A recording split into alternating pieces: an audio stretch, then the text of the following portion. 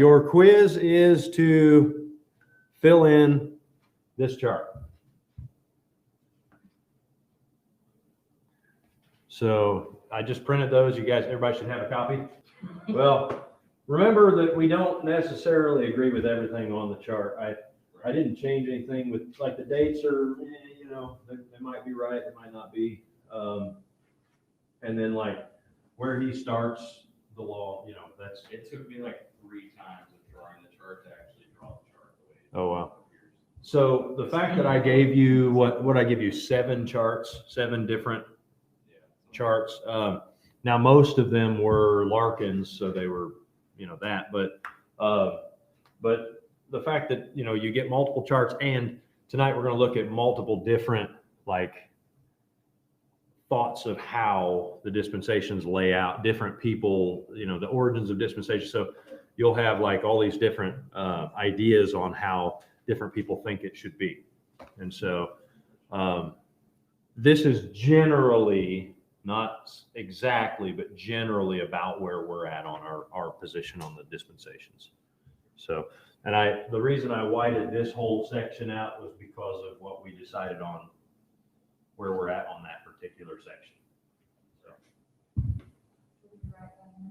you would write in what we call that time, or that period, but understand that it's not a separate dispensation. It fits in with the other little one there, the purple one.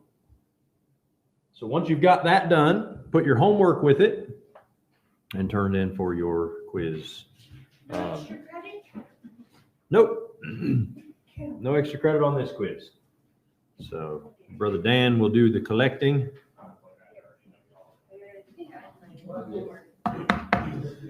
And then now these are all right. Everybody got everything turned in, taken care of, homework done. So as far as, like, number of points possible on this, you have 1, 2, 3, 4, 5, 6, 7. That'll be your bonus point. There you go. If you put that in, you got a bonus point. So 7 points plus 1 bonus point plus your 9 points from your homework is your deal there. So, all right. So tonight we're looking at origins. So we're looking at the origins. I'm trying to figure out how to work this thing. So here we go. So we're going to look at the origins of dispensationalism. That is not what I wanted to do.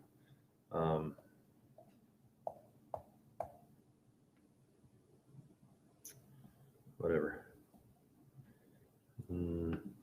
Okay, whatever. So, yep. Let's go back.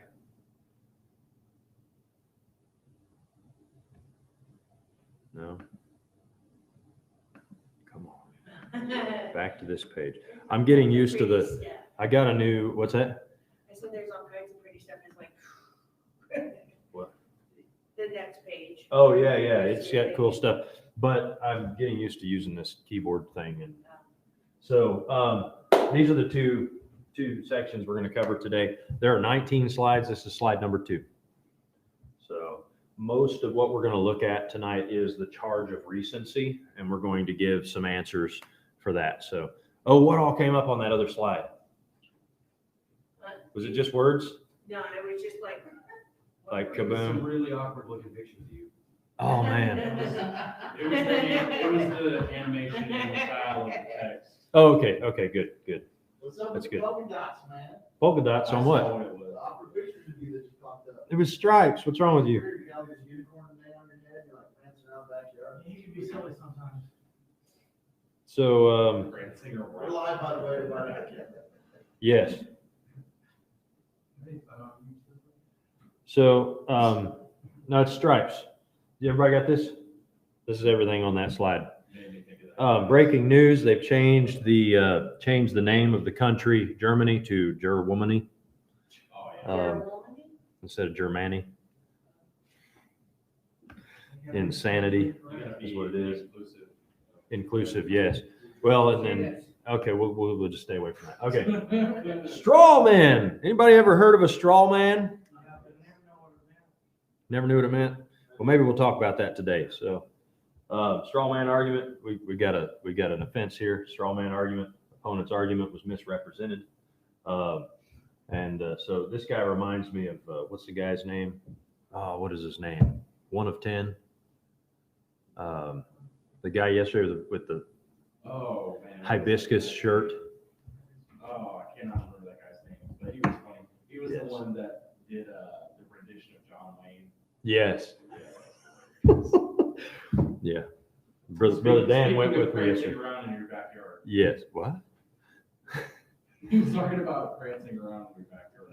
He did the comedian yesterday was doing the impression of John Wayne and Fast forward. regular motion and then fast motion. So this is the these are the straw man arguments are that dispensationalists assert that the system was taught in post-apostolic times. The other straw man argument is that pre-tribulationalism is, I need to be able to see this. All right, so pre-tribulationalism is not apostolic. Pre-tribulationalism is dispensationalism. Therefore, dispensationalism is not apostolic. These are straw man arguments. In other words, so what I was looking for when I found this, by the way, this is not my image. I stole it from the internet. But what I was looking for when I found this was I was looking for a GIF, or you call it GIF or GIF, a GIF, whatever you call it. I was looking for one of those motion pictures where a straw man is shown, and then you grab and tear the arms off of the straw man and just tear it to pieces, because straw men can be torn apart much more easily than real men can. So that is the point of a straw man argument. A straw man argument is to present something that looks like the real man and then tear it apart really easily, because it's not the actual real man. It's a straw man. It's fake. It's a misrepresented position for the purpose of being able to tear down that position. Does that make sense? So straw man argument is like, for example, if Brother Wilhelm and I were arguing about, somebody name a topic. Give me a topic that he and I might argue about. Gender studies. Oh my. No, something. Free market against communism. Free market versus Okay, free market enterprise versus communism. Okay, so let's say that, so free market enterprise versus communism. A very common argument is to misrepresent free market enterprise as capitalism. Okay, and then what they will do is they'll say, well, this person, this particular belief system, will say that I'm a communist, and Brother Wilhelm's a free market enterprise proponent, or in this scenario, I'm accusing him of being what do we call it? The other word that I just said a minute ago. Capitalist, yes. And so what I would do is I would then try to present, I would say, this is Brother Wilhelm here, standing here, and he is a capitalist, or he says that he's for free market society, but really what he's for is for taking what you could have and what you deserve from everybody else. And so, because he doesn't care about you, and he doesn't care about the poor, all he cares about is being able to capitalize on everybody else for his own benefit. Now, is that true? No. Well, we know that's not true in real life, but is that true of that type of system? No, it's not. Now, can a system like that be used in a negative way? Yes, if it's not set up right. You know, that's the whole idea behind like the government having a responsibility to like regulate monopolies and things like that. You know, because if you just let it be a capitalist society, then monopolies can take over and the little guys are squashed, which is kind of what has happened in a lot of cases in certain industries. But if you regulate and you break up monopolies, then you maintain a free market society where everybody gets an opportunity. But then again, there's lots of different arguments on that, but that's not our topic tonight. The idea, though, is I took something that looked kind of like capitalism or free market society. Not that those are the same thing, they're not. But I took something that kind of looked like it, something that kind of looked like the opposite of communism, and I tore it apart so that everybody would hate the straw man. And because they hate the straw man, they hate the real man, because the straw man looks like a real man. Now, we could get into some other straw man concepts as well, like corporate straw men, things like that, like where you have an actual person. If you want to play the game, you have to have a piece. And so when it comes to being in this country, if you want to be a piece or part, you have to have that straw man. And so that now in that sense, the straw man from that perspective, because the concept straw man can have multiple points. As like I was mentioning, I was learning about the Oxford English Dictionary and how English words have had lots of different meanings over time. And I was watching a lecturer on the topic last night as well. And he was talking about how one thing that the Oxford English Dictionary did differently than some of the other dictionaries of the world is, in English, we don't say, this is how this word is used, and that's that. We say, this is how the word is being used. And it shifted over here in this place, and this is how it's used here, and here's how it's used in this context. Whereas, like if you're in France or if you're in Spain, words have fixed meanings, which limits the language in a large way. But anyhow, so the concept of a straw man, in the sense of a straw man argument, you set up a straw man so that it can be easily torn apart. From the other side of that discussion, where we talk about straw men that are used in business, those are supposed to be more like mannequin as opposed to a straw man. It's not supposed to be as easily separated from the real man. Whereas in a straw man argument, you're setting up a mock position. Makes sense? And that mock position is a mock position that you set up based upon your understanding of the other person's position, or in some cases, straw men are set up knowing that, and this is a very malicious scenario, and that is, in some cases, straw men are set up by the opponent knowing that it's not the position of the other person, but that if they set it up as the position of the other person, they can win the argument. So, no. So here's the thing that we don't have we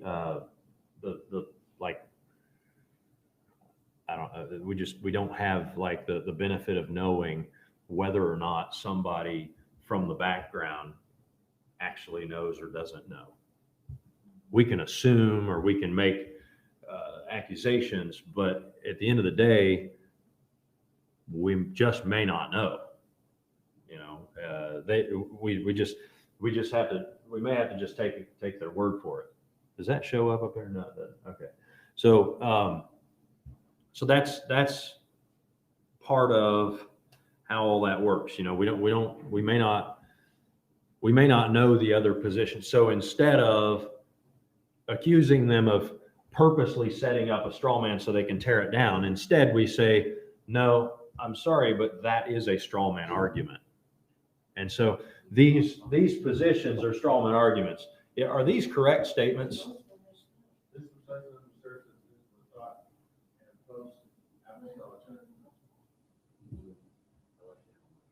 This is partially true, that we do assert that the system of dispensationalism as a system is taught in post-apostolic times.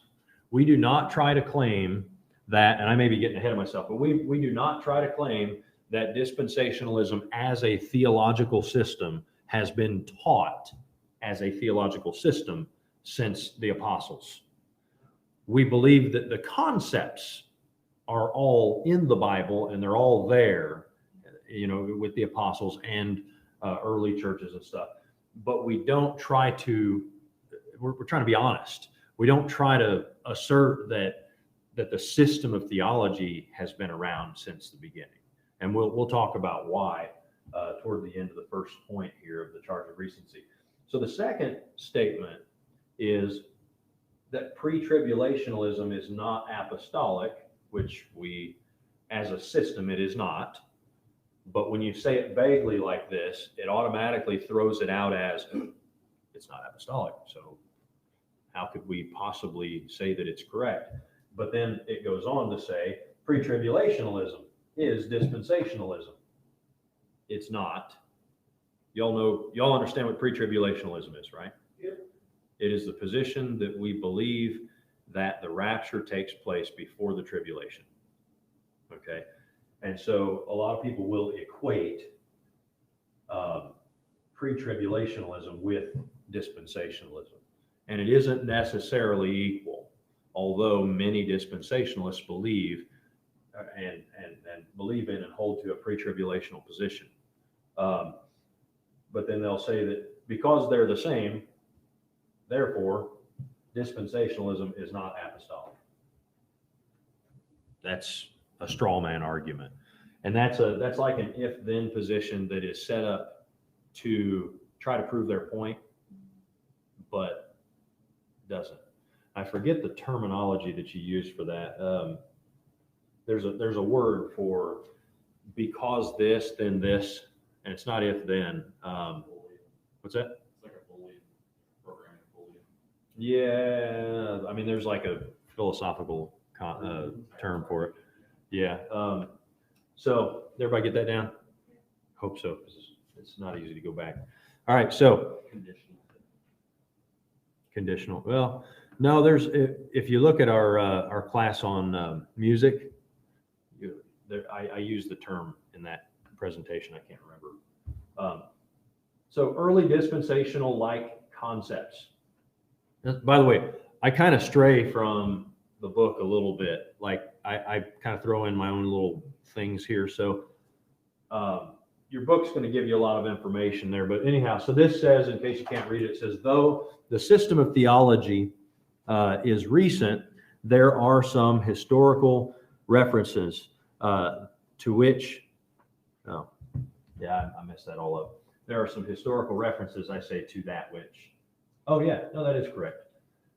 Though the system of theology is recent, there are some historical references to that which eventually was systematized into dispensationalism. The following writers spoke of it in their works. Justin Martyr, who lived from AD 110 to 165. Irenaeus, who lived from AD 130 to 200. Clement of Alexandria, who lived from AD 150 to 200. Samuel Hanson Cox, who lived from 1793 to 1880. Augustine, who lived from 354 to 430. And Joachim of Fiore, that lived from 1135 to 1202. And these, by the way, just because they had some concept of dispensationalism in their writings does not necessarily mean that we agree with everything they wrote. This is simply to point out the fact that there were some concepts of dispensationalism in their writings. Now, one of the charges of recency is that dispensationalism was established as a system by John Darby. Well, if he established, now he established it as a system, but before he existed, the concept was there. So these men all wrote about the concept, or wrote or spoke about the concept. And so taking that into consideration, it would be so in a technical sense, I'm gonna keep bringing this up. In a technical sense, the system of theology that we've established called dispensationalism is recent, but the concepts behind the system of theology have been around since. And as we already talked about in prior classes, that not just these guys, but Paul talked about it. He didn't establish it as a system of theology, but he talked about it. So everybody tracking on this? Yeah. I actually have more slides tonight than we have had any other night.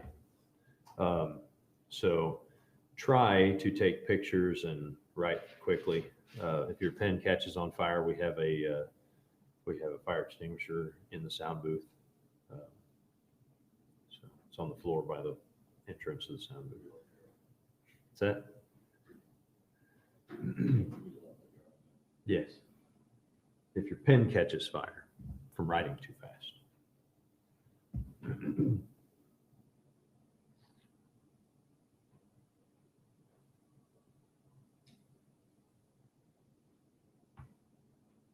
This may be a little verbose. Basically, what I'm saying here is that even though, I mean, it's like wordy, even though the system of theology is recent, the concept is not. It's a simple way to put that. Specific. Sometimes we have to simplify. Simplification is nothing of a problem.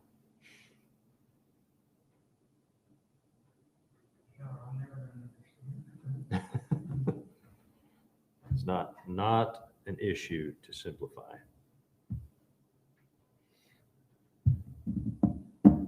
I would like to get through about half of the slides before we take a break. Considering it is 5 o'clock, we would normally take a break at 5, but we didn't start until, I don't know. We started 23 minutes ago, so. I mean, officially, the timer on the presentation screen, we started 23 minutes ago.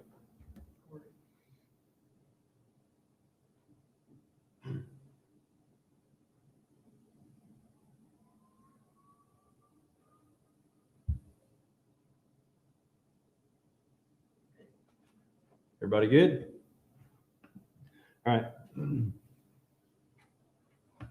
Charge of recency. So developing dispensationalism. So the next few slides are going to be on this. So Pierre Poiret, who lived from 1646 to 1719, in his writing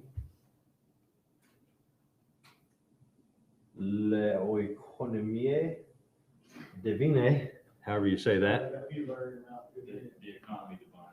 Yeah, there you go. The divine economies would be probably the likely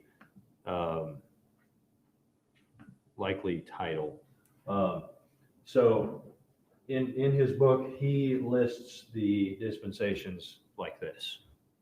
All right, so he says, so the way that he breaks it down, just to help understand, he breaks it down basically like the life cycle of a man, so to speak. So you have infancy, childhood, adolescence, youth, manhood, and old age, and then renovation of all things. So he breaks it down, and he lived before Darby did, but he has here the Bible broken down this way, and human history broken down this way. He says infancy, which is to the deluge, which is basically from Adam to Noah. The deluge is the flood. Deluge, however you want to say it, bro. What's that? Deluge. Yes. Darby is we'll talk about him in a minute. Actually, I do not get deep into who Darby is, but Darby Darby is, yeah, that's L''OE CONOMIE DIVINE. So Darby is charged to be the founder of modern day dispensationalism. That's who Darby is. So that's why I say before Darby there. So then you have after the deluge, childhood. You have from Moses or from Noah to Moses. Then you have adolescence. That's to the prophets. From Moses to the prophets, about the time of Solomon. You have youth, that's to the coming of Christ. You have manhood, sometime after that. You have old age, the time of man's decay. Says here that 5th and 6th seem to be the early and latter part of the Christian dispensation. And then renovation of all things would be the millennium, the millennial kingdom. So if you notice now, it may not be exactly the way that we put it, but as you'll see that the concept over time has developed. Even you'll see in your book as you go through this chapter, you'll have for the origins, as you look at the early ones, you'll have them mentioning things about or akin to dispensationalism, and then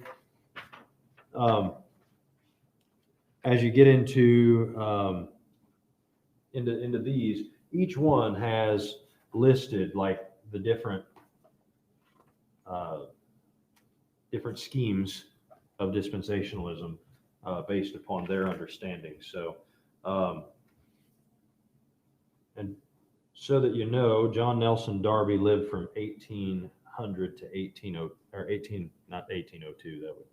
That would not work. 2 years old by the time 1882. Yeah, he came up with all of it by 2 years old now. From 1800 to 1882. Interestingly, I was just studying on another Brethren person. So he established the Plymouth Brethren, and you'll get to read some on that. And another guy who was not necessarily a split off of it, but a part of that movement, who established the movement called the Open Brethren, who was also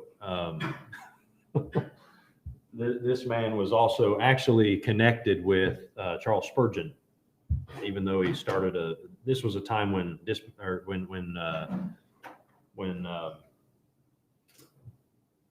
denominationalism was not. It was a loose kind of whatever kind of thing. It wasn't really like a thing. It was just you didn't really have, if you had like, at that time you had like Catholicism, the Church of England, and everybody else doing their thing. And so as far as denominationalism, even like Lutherans and Presbyterians and those, they didn't have a denomination. They just had independent churches everywhere that like, and in some places they had like, it was like a city church. Like they would have a church that like ruled the city or ruled the town or whatever. And then they would have like, I'm not talking about like Baptists. I'm talking about the Protestant, like the Reformers. They would have, they just didn't have like a organized religion, so to speak. It was, in fact, the Brethren, the whole idea of the Brethren was to, does everybody got this written down?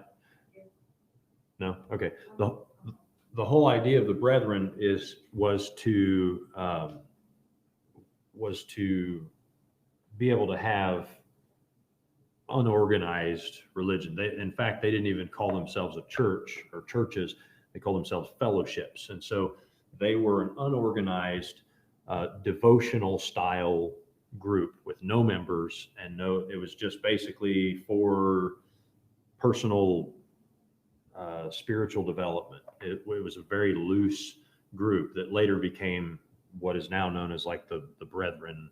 You'll see them even here in Indiana, or Friends, and it would be now they've become like churches and things, and so but there are still groups that are loose. But anyhow, George Mueller was considered, some people considered him a Baptist, some people considered him the founder of the Open Brethren. It's kind of like up in the air because it was a time of a lot of confusion because of what was going on with, in fact, the Baptists who had been, called all kinds of things, who had been running and hiding and stuff, now have this in some places they have this new sense of freedom, but in other places they have a false sense of freedom where they thought they were free, but then the reformers are trying to kill them too. And so now not only are they running from the Catholics, but they're also running from those who are screaming religious freedom, except for you, we'll kill you. And then so it's you've got this during this time from like 1500s roughly to close to like late 1700s, early 1800s. You have like a bunch of nobody knows what's going on. You got it? Okay. So Darby was right around this time. Okay, and so we're still looking at before Darby. Now, that you see the size of this writing is an indicator that everything below it is small also, and that's because there's a lot here. So this is John Edwards, also known as Jonathan Edwards. He wrote a book called A Complete History or Survey of All the Dispensations. And I don't know if you could see this real well. If you need to come up close and get a picture or something, then that's fine.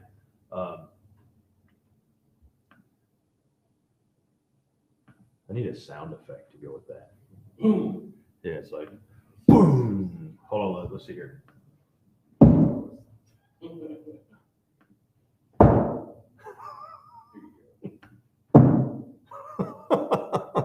it called?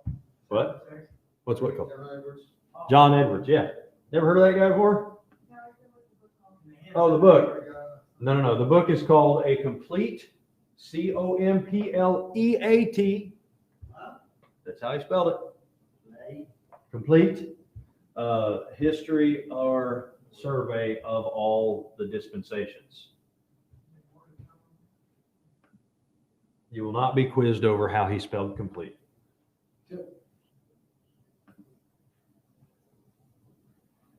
All right. I'm going to double check to make sure I spelled it the way. Yep, that's how he spelled it. That's how it's spelled in the book too.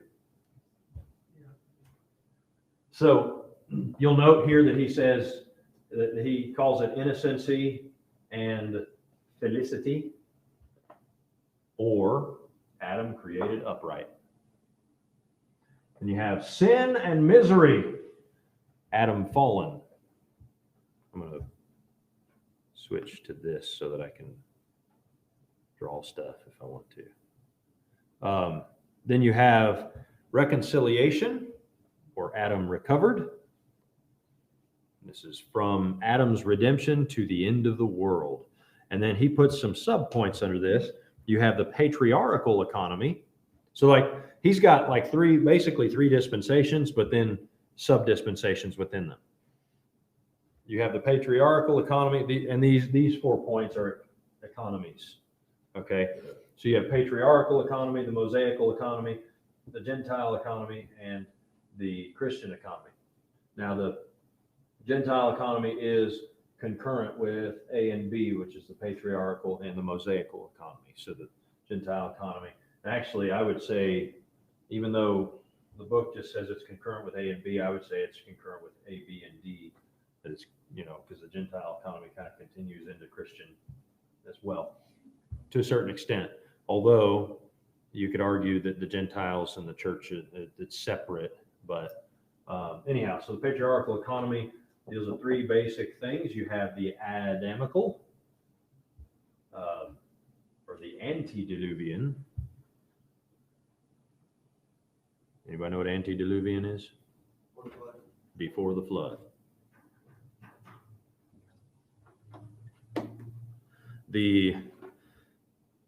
How would you pronounce this? Somebody give me a pronunciation. Was it? Noahical. Noahical. Yep. I was going to say Noahical. Or you could say Noahical. No, a heckle. Noahical, yes.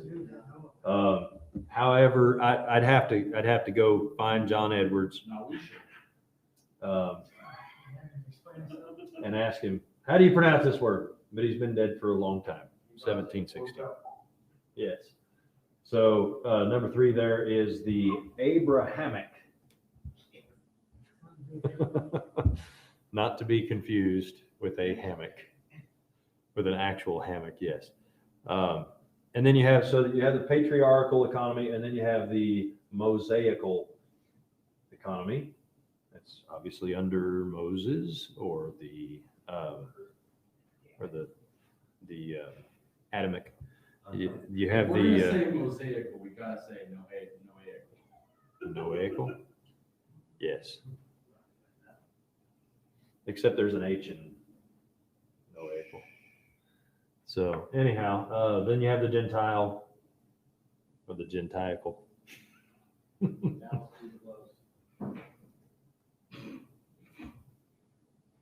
Gentile economy, the Christian economy, and within it he has infancy, primitive period, past, you have childhood, present period, and then you have manhood, that's future, the millennium, and old age. This is from the loosing of Satan to the conflagration.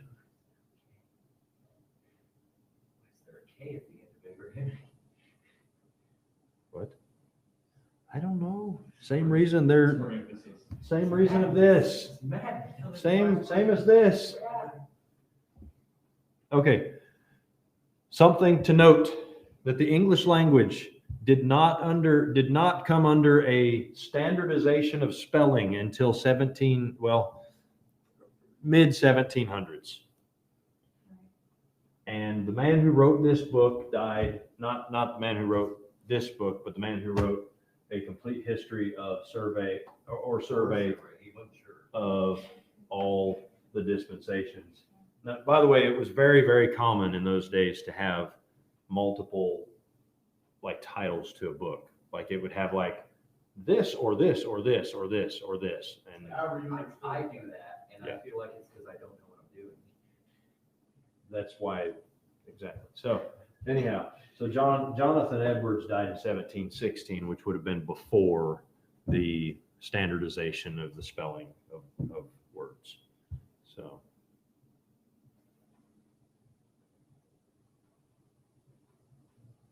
That's why it's taking me so long to or this. Just make it simple. Be simple. Oh, Write it. I have you. When did you give that to me? Yesterday? Okay. Ooh, Take that, you. I didn't do that. there's part of the thing. Let's move up on that. Don't lean forward on the pews. They'll break. Oh, you'll be getting a bill in the mail. All right. Next required project before any other project, center support on pews. I was trying to do it yesterday. Yeah. Conflagration, yes. You gotta sit, I would sit at the edge. Not the edge, I mean the end. Both of you. Actually, Will, yeah, I would stay in the pew that, I need to be able to see.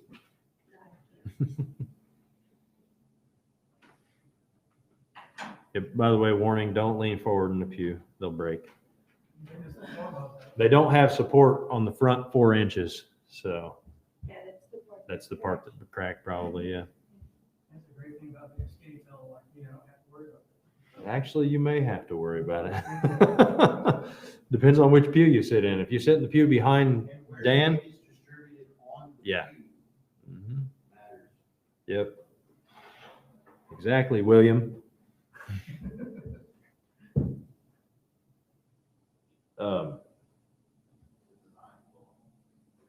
Yes, I am glad that I didn't design these pews. Are you glad that you didn't fall through the pew?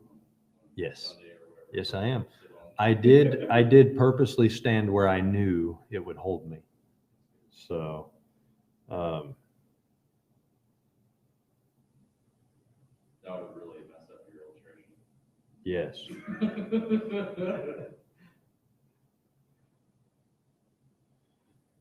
So, does anybody know how many words? This is like a really a trick question. Since we're talking about English, does anybody know how many words there are in the Oxford English Dictionary? At least more than one. That is correct. All of them. So the Oxford English Dictionary has 273,000 head words. 171,476 of them being in current use. 47,156 being obsolete words, and around 9,500 derivative words included as sub-entries. What's that? If he's gonna enter that spelling bee, you better get this. Yeah. Oxford spelling. Mm-hmm. When was the Oxford Dictionary Completed? originally formulated? Before Webster? It took 70 years Before Webster or after Webster. After Webster.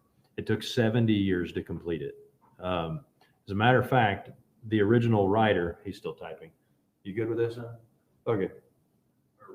The original, what are we doing here?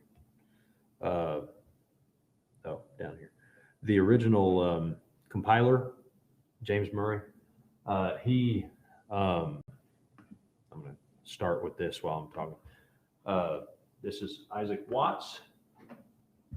Michael? No. Yes. So James Murray died when the dictionary was only up to letter T. So you can get He did not finish it. And by the way, as far as finishing it, the design of the Oxford English Dictionary actually is self-perpetuating. So the way that it is designed is so that it never gets finished. Now it's an online database, or it's a computer database. So in fact, there are an average of 1,100 words added every year to the Oxford English Dictionary. So this is all extra credit for your class. This might be, maybe I'll ask a question later about some of these numbers, but I'd have to listen through my lecture to remember what I told you to remember. But anyhow.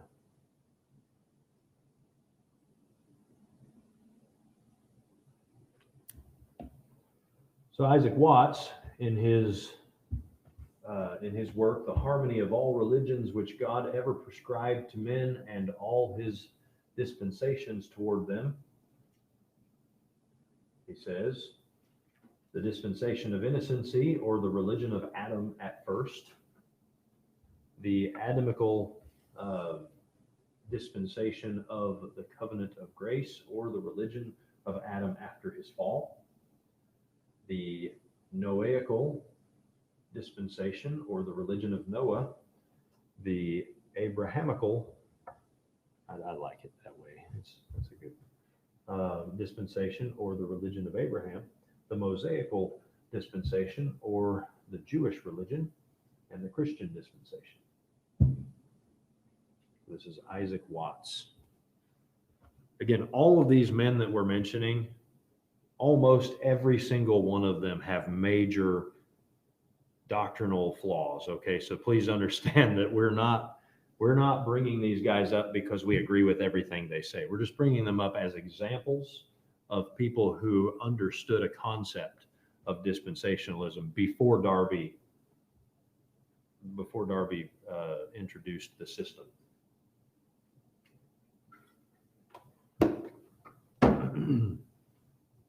So this man also died before Darby was born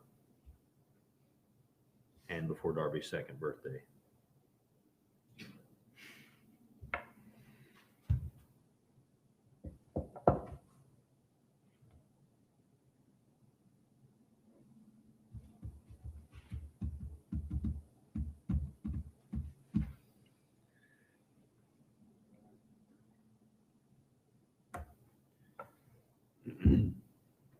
Can anybody name for me a new word from 2020?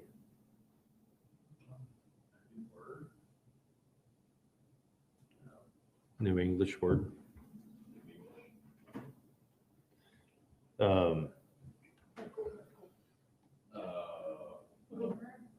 What's that? COVID? I don't know. There, I've got a list here of 5 new words, but I can't say all of them. So, and they're not even, like 2 of them aren't even new.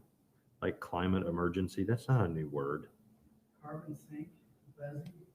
Climate emergency. Yeah. Permaculture, it's an old word that's been brought back. What is it? Permaculture. It's let's see, it is a portmanteau word, which means it combines 2 words to make a new one. In this case, it mixes permanence and agriculture and is based around the concept of sustainable farming and gardening. There's one called nomophobia, meaning a fear of not having your phone or unable to use it. Yep. Another one is freegan, Freegan. Very close. One called people kind. It is, okay, so it's also a portmanteau or mentau, or however you say that, where it combines 2 words. It combines the word free and vegan, and says sometimes known as a dumpster diver. A freegan is a person who believes it is wrong to throw away food when millions of people around the world are hungry. For this reason, they only eat food that they can get for free, which would usually have been thrown out or wasted. Past the expiration.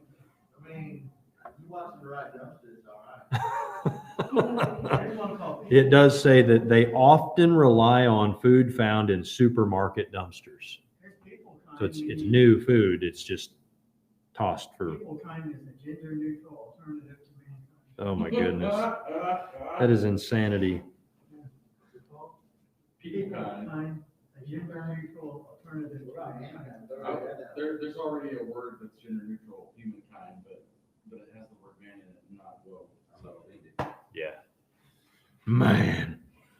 Oh, I mean, I don't know. That's insane. That is insane. well, Give it no mind. As soon as you give it attention, you give it value. Mhm. No value to stupidity. I saw somebody said on Facebook, if you end a prayer with amen and a woman, you are a moron. I saw that on Facebook. Yep. Everybody got this? No. No. Yep. Yep. No. No, Yep. definite maybe. Man. It's a definite possibility. What's that? absolutely, probably. Absolutely, probably, yeah. I think we can fix that. Scab across the bottom. Yeah. Yep, same thing back yonder. And then under what? Back yonder. Yeah. Yeah, it's like an 8-foot crack almost. Well, it's about 4 foot. It's about halfway across the pew. Depending on where you put pressure. If you put pressure and how much pressure you put, be careful, don't put too much pressure. It goes to almost the middle of it. It will snap a potato chip. How we good? All right. No? I'll give you a second. Your notebook's almost full. Really good student. I'm not sure, yes, go ahead. All right. You good? All right.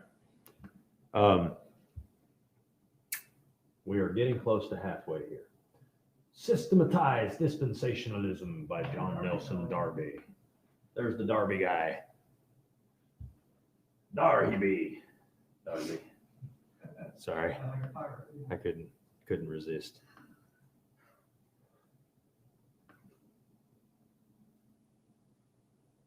It's Brother Adam's fault for making me run around like a chicken with his head cut off. Prancing in the yard. Prancing the yard. Where did that come from? I can't forget him. Came He was from talking here. about slides and Slides? then uniforms and stuff. And then Really? prancing in the yard. I must have been sleeping during that conversation. Or talking about something else. I don't know. So, by the way, your subtitles in your book here, Systematized, Dispensationalism, Darby to the 1800s, that's one of your main headings in your book. Well, your main heading is the charge of recency, and then that's a subheading. And then this is what he produced here.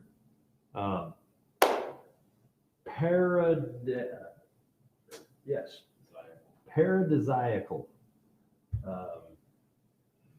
state of, or to the flood, state to the flood. So it's like from paradise to the flood. Oh, very good. So that's his first dispensation that he notes. Now you'll notice here that he gives 7 dispensations. You have paradise to the flood, then you have Noah, Abraham, Israel, and then you have Israel under the law, under the priesthood, under the kings. These all intertwine with one another like a triple helix. And then you have the Gentiles, the Spirit, and the millennium. Isn't necessarily the breakdown that we would give, but it's, yeah. Whoops, my bad. There you go. Check out the calendar, everybody. No. I was trying to swipe it off of there and I accidentally tapped on it.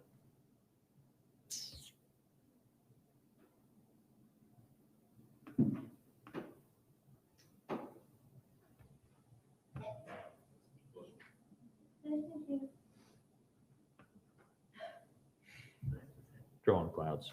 So this is chapter 4. This is chapter 4, yes.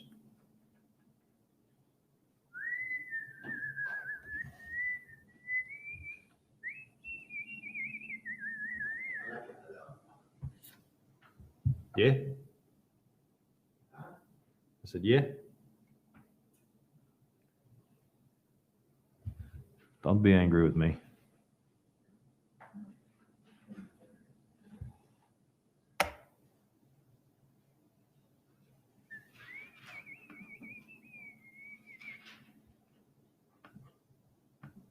We are 54 minutes in. What's up? You got it? Almost. These are short ones, so. All right. So, recent Neo-Dispensationalism. Their basic tenets are as follows. Now, these are not necessarily their dispensations that they mentioned, but these are their basic tenets. And it's kind of a wild kind of thought process, I guess. But here are their basic tenets. So they want to try to. I read something actually really good today about.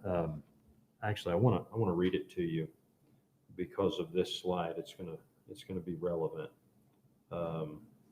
Let's see here. So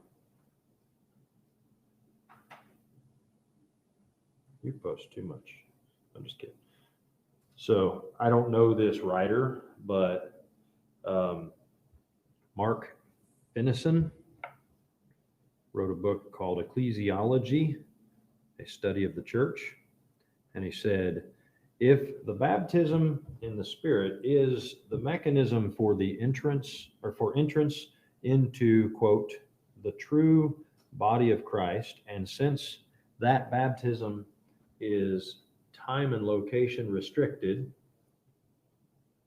as was quoted in the Bible, in Jerusalem, not many days hence, then this forces one to believe that no church existed prior to Pentecost. If no church existed previous to Pentecost, and salvation is inseparable from membership in this quote unquote true church, then either there is a completely different way of salvation before Pentecost, or no salvation at all prior to Pentecost, because all prior to Pentecost would be considered to be outside of the church. Y'all get that?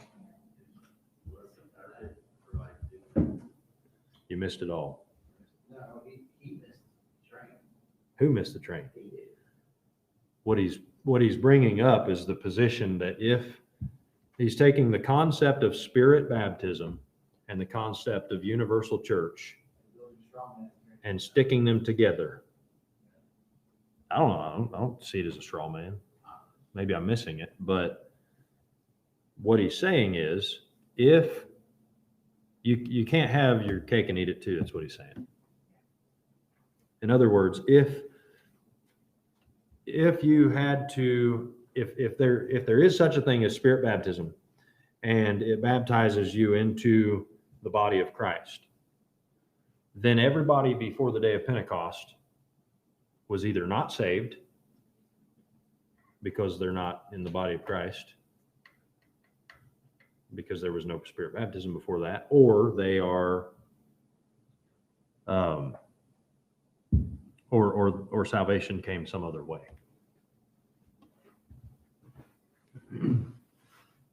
That is How does he relate baptism to salvation? relating baptism to salvation, because so the position of spirit baptism is that when you get saved, you are baptized into the body of Christ by the Spirit of God. That's their position. And if that is the case, if you become a member of the body of Christ upon salvation by spirit baptism, then if you follow that concept back to the book of Acts, and you end up at the day of Pentecost, what about everybody before the day of Pentecost? It would mean that there would be no church before the day of Pentecost. And if that's the case, and if saved people are in the church, then how does that fit before the day of Pentecost? Now, please understand that my disclaimer is I do not believe there is such a thing as spirit baptism for every believer. I believe that we're sealed with the Spirit of promise, and the baptism of the Spirit was a specific prophesied and fulfilled event. But because Jesus said in Jerusalem, not many days hence, that's when it happened. Nor do I believe that there is such a thing as a universal church or the one true church. I believe that that the church is the assembly, and it's whichever one you're a member of. So that's without getting into ecclesiology like real deep. But the reason I bring that up is this position, Neo-Dispensationalism. They believe that the kingdom of God is the unifying theme of biblical history, which it's not too terribly bad necessarily, that point. They believe that Christ has already inaugurated the Davidic covenant and is now reigning in heaven on the throne of David. In other words, they say that the right hand of the Father equals the throne of David. They believe that the concept of two purposes and two peoples of God is not valid. They believe that the church and Israel are the same, and the purpose of them is the same. Does that make sense? I mean, it doesn't make sense, but do you understand what I'm saying, what's being said here? Thus, the church is not a separate group of redeemed people, nor was it unrevealed in the Old Testament, just unrealized. then they say that there is one divine plan of holistic redemption of people in all areas of human life that is personal, societal, cultural, and political. These are Neo-Dispensationalists. This is a newer. There you go. It's okay as long as you're the only one reading them. As long as it's like phonetically Yeah. or logical to you, that's okay.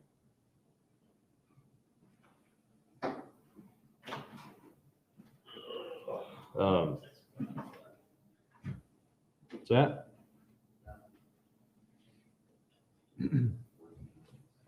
Words mean things. That's right.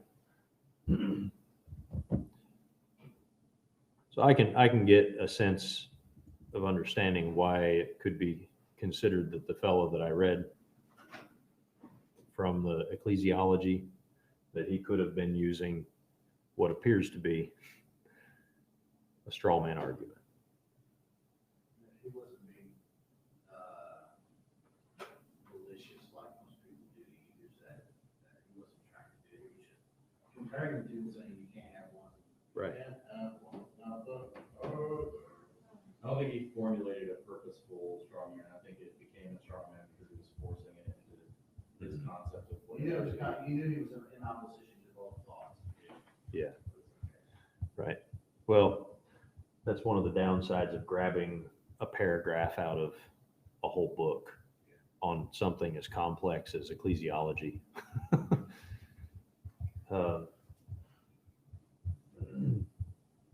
But there are several ecclesiastical problems in this statement, in this whole thing here. First of all, the equating. I was about to create a new word. The equivalizing. The equating. Now somebody's going to see that and it's going to be added to the Oxford English Dictionary. I'm going to have to write that so that equivalizing. Equivalizing. That is the act of making something equal. So now it is a word and it has a definition. It is now a new English word. First English word of 2021. Maybe not, I don't know. What's that? I love the fact that the English language is that open. We can just create words. I got some words. Yeah, I know, we Created do. a lot of them. What's that? Shakespeare created a lot of them. Yeah. Yep. Well, that was before there was any sort of, I mean, there were very few dictionaries in his time. We done with this? Still writing? Or are we good? We're good. Okay. So again, though, the whole tenet process here, concept, is to deal with an underlying, yes. I came up with a word. Oh yeah. It's honky bonks. Oh, I know that word's been around for years. Honky bonks? Yes, Honky bonks. No, I did that created. years ago. It's been around for years. Yeah, I created that. You've already got your disciples using it and everything. So,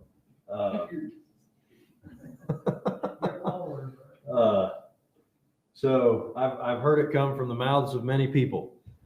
Now you know where the origin was. Yes, well, I knew it already. He done did, told me. All right, so there is something majorly off that causes them to use these tenets to try to prove it. Anybody want to try to take a stab at it? They tried to combine the early church. That is probably one of the primary issues here. Y'all following us here?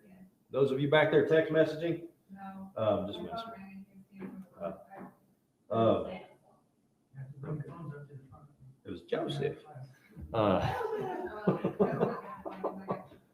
So anyhow, it seems that the central idea happens to be the central point.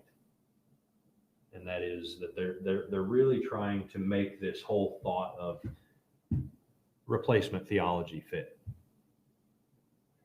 into dispensationalism. And so they have to make these major tenets and then present this dispensational theme or scheme in this way. And so this is an attempt to try to really take some concepts of covenant theology and mix them with dispensational theology. And so that's really what the Neo-Dispensationalism is trying to do, is take certain tenets of covenant theology that they like and certain concepts of dispensational theology and then mold them together.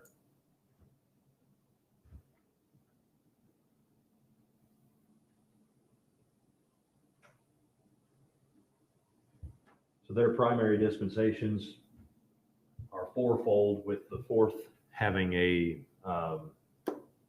like a sub dispensational concept. So they have the patriarchal to Sinai, the Mosaic to Messiah's return, the ecclesiastical to Messiah's return, the Zionic, which includes both the millennial and the eternal.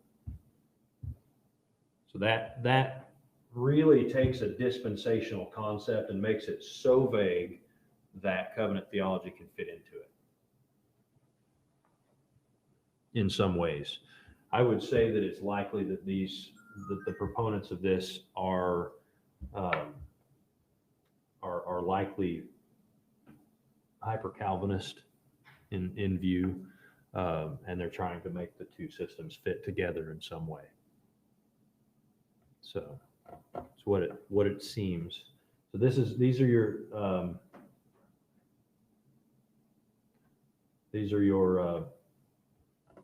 recent Neo-Dispensationalism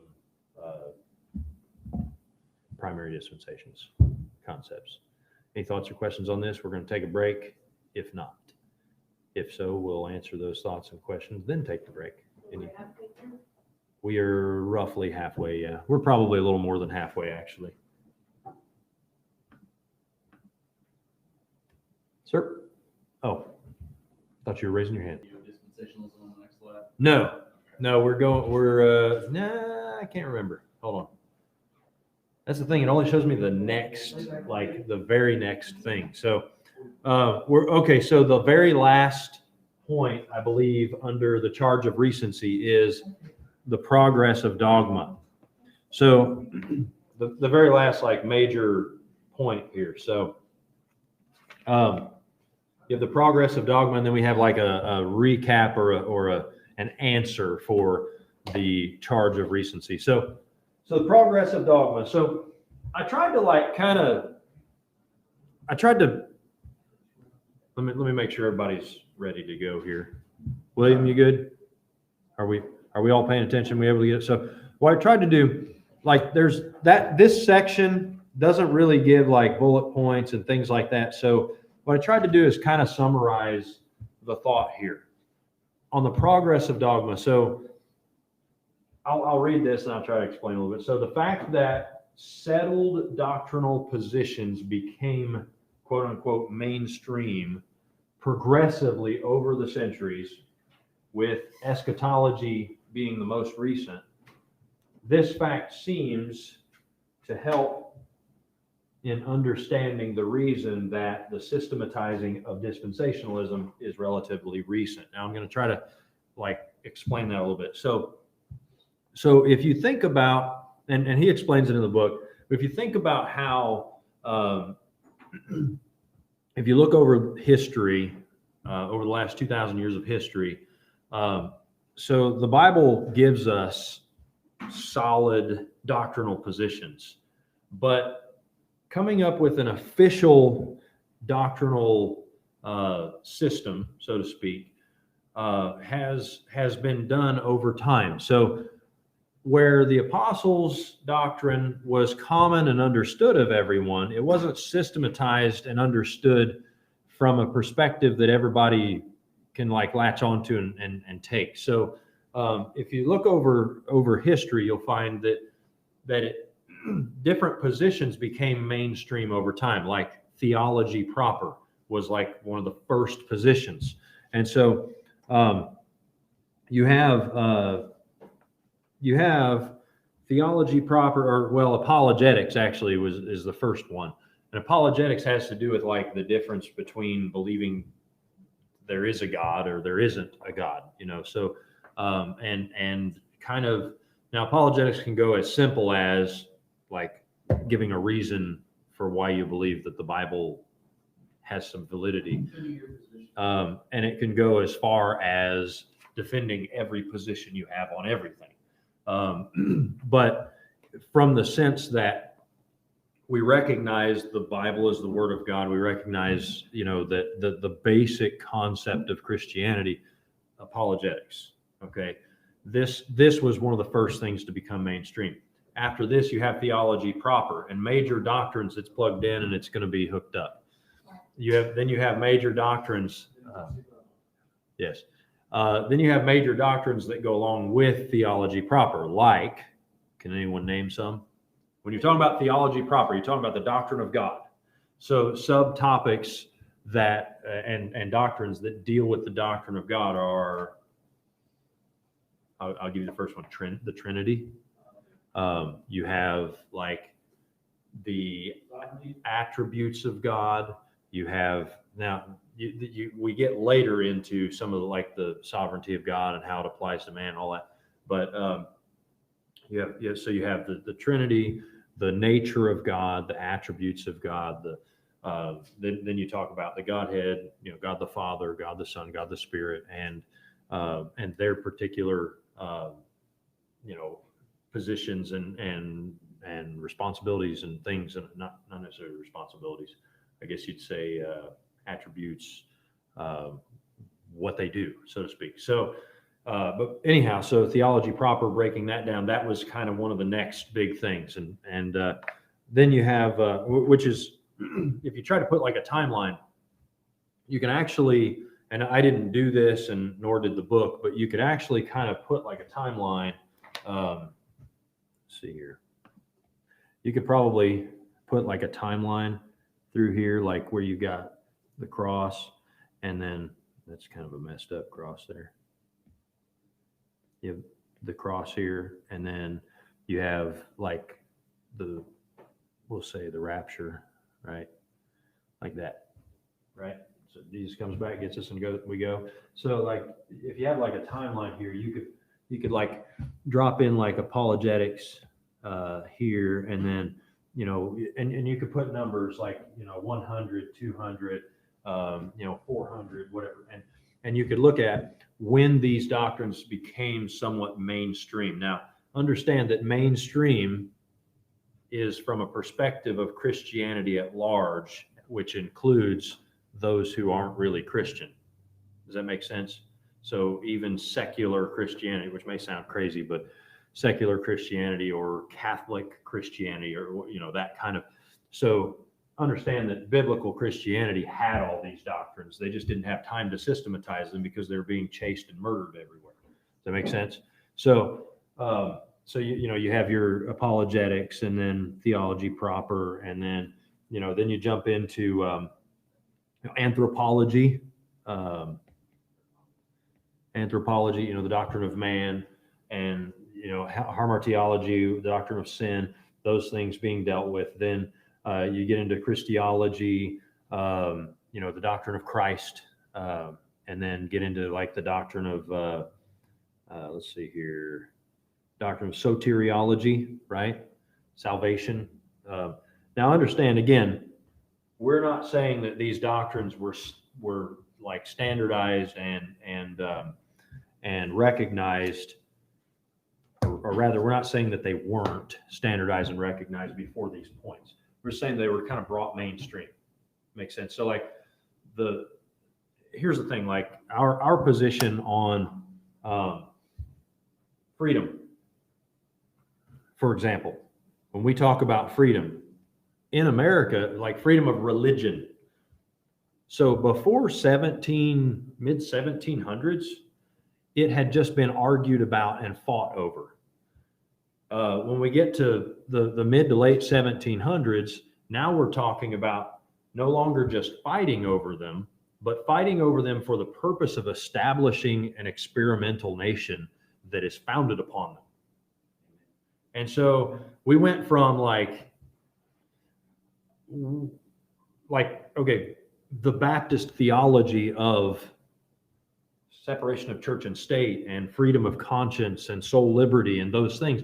We went from that being something that we've preached in the shadows to now it's being, then it was being preached from the housetops because it was affecting everybody, because they were starting to see that forced religion doesn't work and that it needed to be of your own will, and it needed to be, and so as people started to wake up and see that, largely, and I'm not for like the reformers and all, we have to recognize that though we as Baptists rightfully state that we are not Protestant, that we didn't come out of the Protestant Reformation and we're not a part of that, we have to recognize that if it wasn't for Luther and Calvin and Zwingli, who were like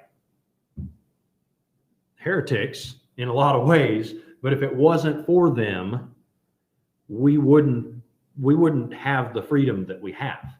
Because what they did initially is they diverted the persecution off of us temporarily, which gave us a little bit of room to grow and to influence the general population. And so as that began to happen, even though people wouldn't get converted, we influenced the thoughts. We influenced the general, I don't know, the general like atmosphere of philosophy. And so as this happened, and so at the turn of the 1500s, 16th century, the turn of this time frame, the reason that we go from Dark Ages to Renaissance and this like rebirth, so to speak, this huge revival of thought and religion, is because of that diversion that the Protestants created. And then from that diversion, we were able to insert true doctrine into it. And so a lot of our thoughts began to become really mainstream. Does that make sense? So biblical thought began to become really mainstream. And so as that takes place, and you can just kind of fill that in, but as that takes place, we see each of these things happening. And so once we get to a point where we have somewhat of a level of comfort, in the sense that we have freedom enough to spend a little more time standardizing and mainstreaming doctrines, we start getting into the doctrines that are like, that most people early on did not consider hugely important, like eschatology, end times, because most of the time they're like, I'm living in the end times of my life, and so I'm just trying to get done what I can get done before I die, and the next generation comes on. And so eschatology had not been a large consideration on the mainstream level until we had some freedom of religion. And so that's why we see a huge prevalence of these kind of concepts of dispensationalism coming up around the late 1700s, early 1800s, is it all just begins to surface with the surfacing of study on end times, especially as we get closer to the end times. And then, so the progress of, as we say, the progress of dogma, that is solid positional, statements on doctrine. As that progress takes place, we begin to see eschatology rise to the top. And with eschatology comes a systematized look at all of history, because if you don't have that, eschatology doesn't make sense. You have to have those things to rightly divide the word of truth, so that you can have your eschatology in line with the rest of the Bible. You had something? I wanted to add to what you said, with the diversion of the Protestant movement. Not only did it divert the persecution that was coming on to who we would consider Baptists or Baptist people that were in hiding or whatever. But it also gave validity to our preaching and our doctrines, because some of the Protestants, while they came out of the Catholic Church, were preaching things like grace through faith, which before was not preached.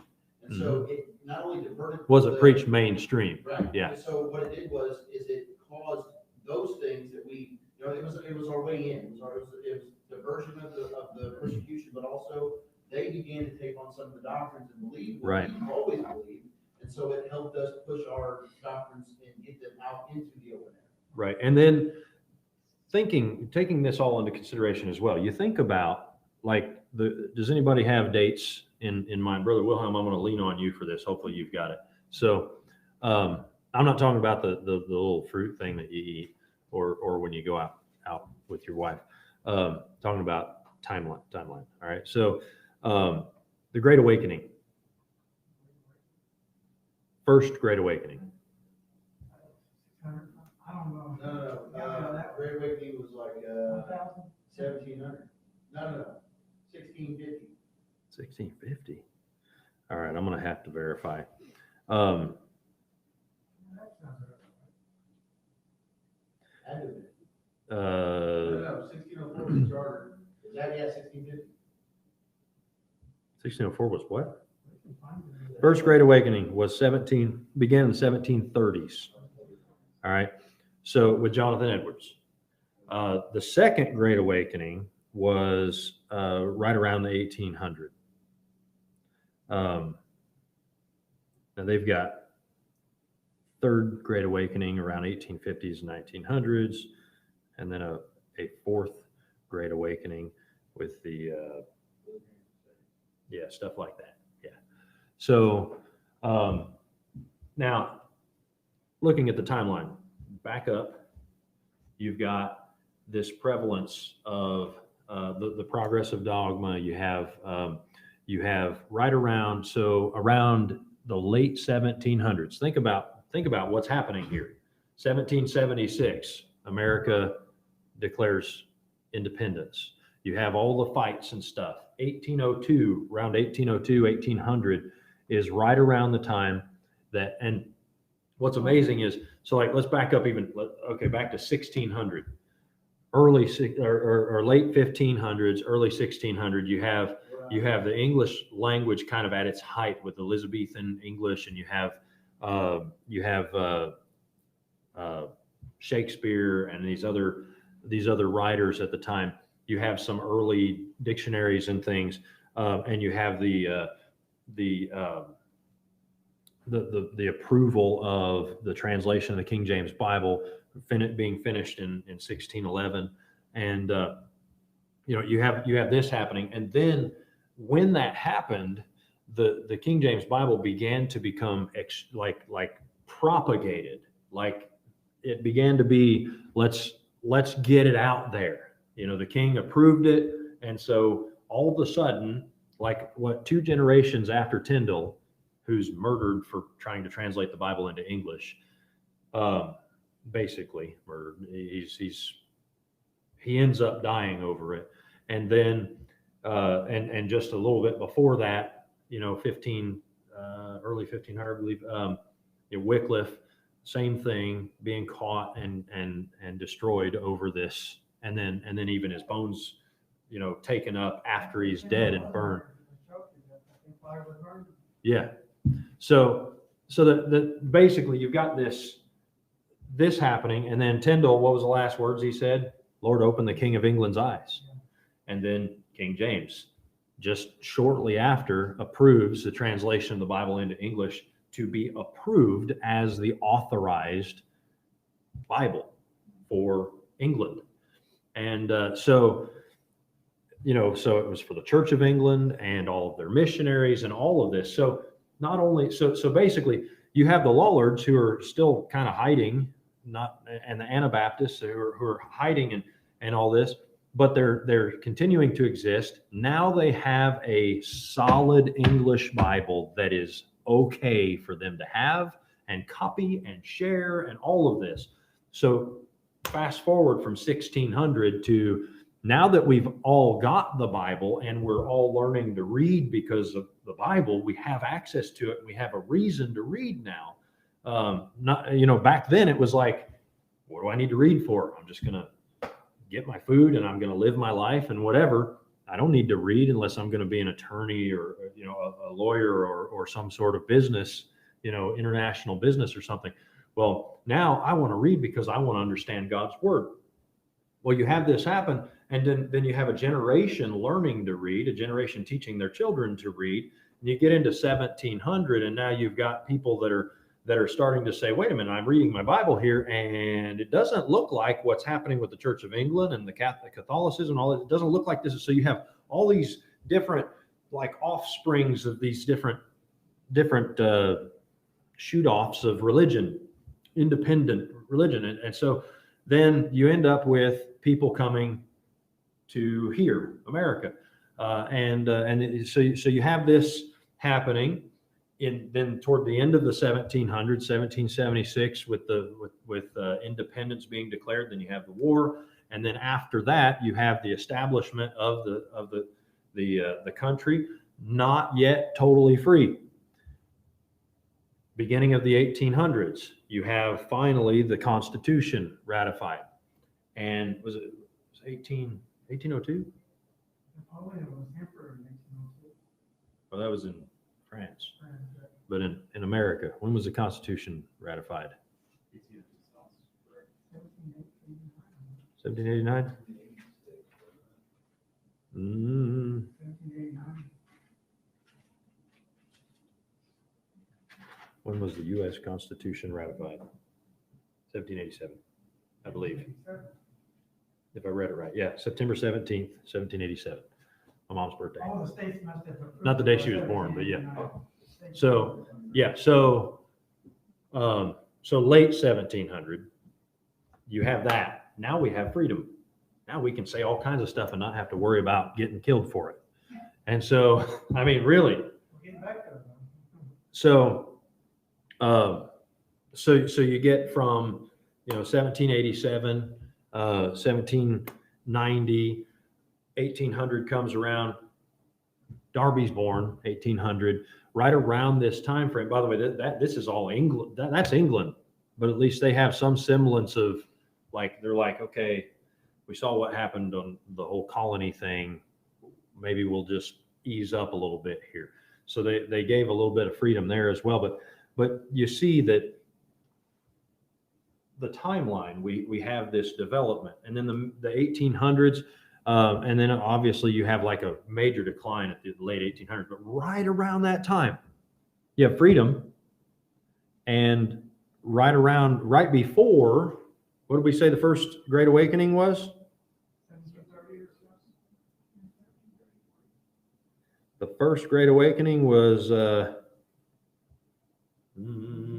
1730s and 40s, out of which sprang basically those who later became the writers and the signers of the Declaration of Independence. It was that next generation. You have Great Awakening, and so with the Great Awakening, thoughts of freedom, thoughts of you have real salvations taking place, and before you have religion, then salvation. And every time, by the way, the Baptists benefited from every awakening that took place, even if it was taking place among other religions, because what was happening was people were getting saved, and then they started reading their Bibles, and they started realizing, those guys over there we've been in this church all this time, and then some visiting preacher comes in, we all get saved, or we get saved. I've been here all my life. I've never heard a message like this. Something's not right here. And so then they're saved, they're reading their Bible, and then they hear this other preacher over. Well, what they're saying is right. And so they go over and they submit to Baptist baptism and join those churches. That's what happened with Shubal Stearns in the 1600s. And he was a new light. He was part of the whole the whole state church concept, the Congregationalists and all. So anyhow, so this grows into what later becomes the Second Great Awakening, right around 18 there was one right at 1802, I believe there was one that took place, must have been like the in-between awakening, like the Kentucky revivals and stuff like that, 1802. And then you have the mid-1800s, and then you have all these revivals happening in England and the Welsh revival and those things. Well, again, you look at these timelines and you look at the things that are happening. You know, you've got one thing building on another. Just before, one generation before Darby, you have, not one generation before, right around the same time, you have Mueller. And by the way, Mueller, if you think about what his ministry was, what was Mueller's ministry? Orphanage. How many orphans? I'm not looking for an exact number, but was it like a few, like a handful, a few dozen, maybe 100 or so? Now we're talking about like thousands of orphans that he raised in his ministry, who became the recipients of the Second Great Awakening. Not the recipients, but like the proponents in some ways. And along with that, you have a huge growth of missions and you have all these things. And so people start thinking about the end because they start seeing, they're seeing God work and they're seeing the world change as they know it. Before the Reformation, you had darkness. The Dark Ages were dark because you had stupidity, no freedom of religion, and death basically the whole time. What's that? Yeah, that's why I said stupidity. You had illiteracy. So not that they were all stupid, it was just that they were oppressed so far that they weren't allowed to learn anything. And so it wasn't that the Renaissance wasn't a matter of like all these smart people were born. It was that they were given freedom to learn. And because they were given freedom to learn, a lot of things that they knew way back when, they're like, oh yeah, wow, that's been hidden in the dark for 1,000 years almost. Well, so anyhow, that progress of dogma results, everybody got this? Results in some systematizing of the different systems of theology, including eschatology and dispensational theology, from that eschatological doctrinal systematization. So two answers for recency, we could say, is that dispensational concepts were taught by men who lived long before Darby. So though the system is recent, we recognize that the concepts are not recent. The concepts would be considered to be antiquitous. They're from long before. And then it is to be expected that dispensationalism, which is closely related to eschatology, would not be refined as and systematized until recent times, simply because eschatology was not an era under discussion until then. I meant to say area, not era. It was not an area under discussion until then.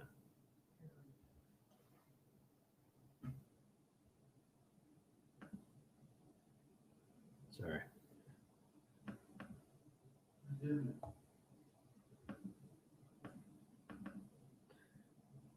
You can see it. There, yeah. I'm correcting it.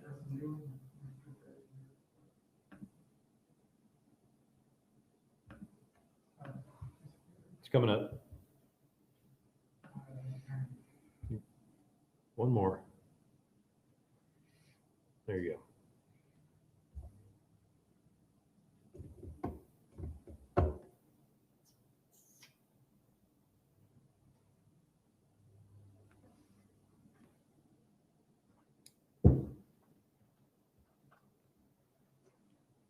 Or I could have said concept or whatever, but it was so that that makes sense. I think we kind of labored that point a little bit.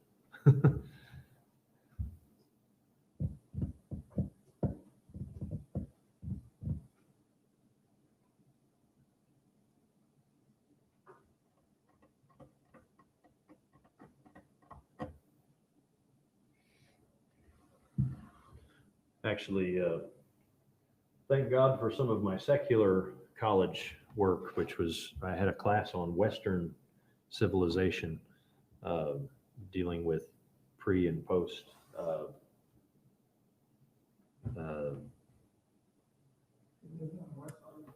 Was that? No, not pre and post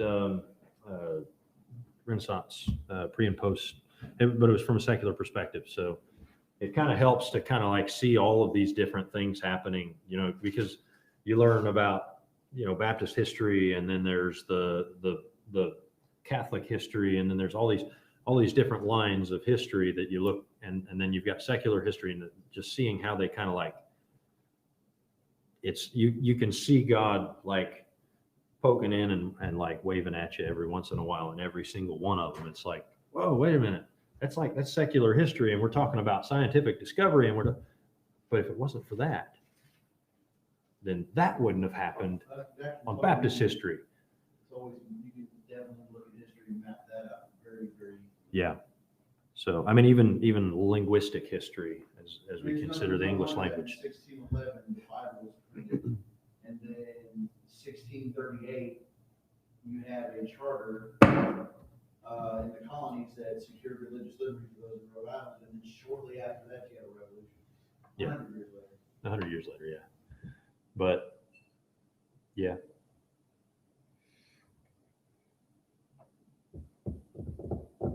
Yep. Well, and even pre 1611, you've got like history that if it wasn't for certain things happening, there wouldn't even be an English language. So, and English is actually a language of the conquered.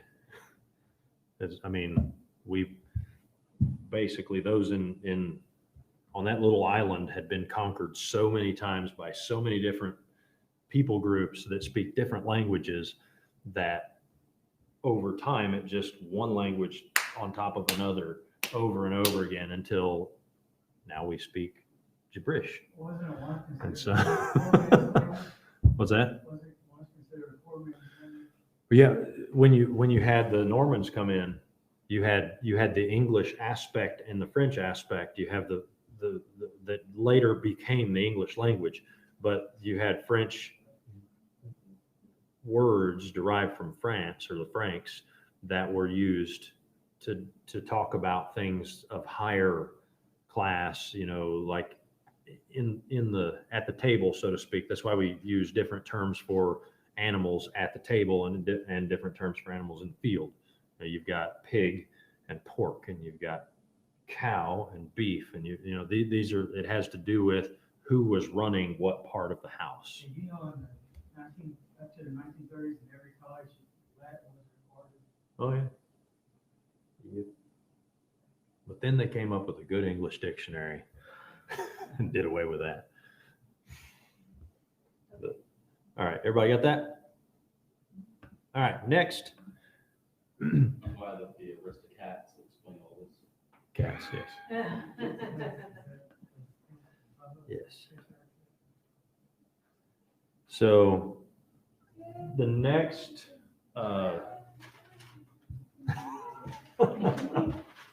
did the Aristocats, did that show actually like explain that, or that show, that movie? Oh, listen. I don't remember. I just do it to provoke him to sing songs. I've never seen that movie. I've never paid attention to that movie as an adult, so I don't know how that works. But I assume that the ingredients to mac and cheese while I'm making it. You know what I'm saying? so an accusation is made that anything that originates in divisiveness is not valid or cannot be valid. Two concerns of separation are charged. So before we talk about these two concerns of separation being charged, the accusation given is that dispensationalism is divisive. Well, duh. On one hand, the very fact of dispensationalism has to do with the divisions of time. However, it has to do with, you break down the timelines and you divide one economy from another economy from another. But so the charge was that Darby was a separatist from the Plymouth Brethren, which the reason that he gives a little bit more background on Darby and his position and his life is so that you can understand that Darby did not establish the Plymouth Brethren on purpose to be divisive. It just happened. So anyhow, the second accusation or charge is that many adherents to dispensationalism today are among movements separated from larger denominations. That makes them wrong.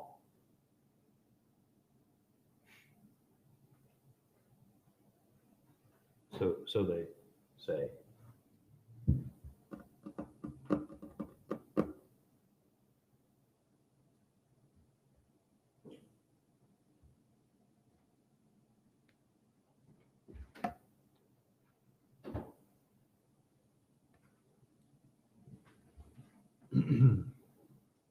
Let me know when you've got that. We only have about 6 slides left.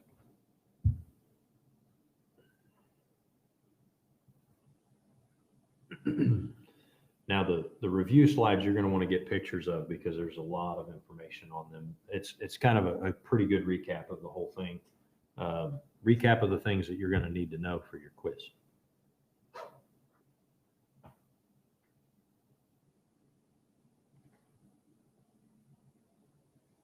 This is the 6th class, right?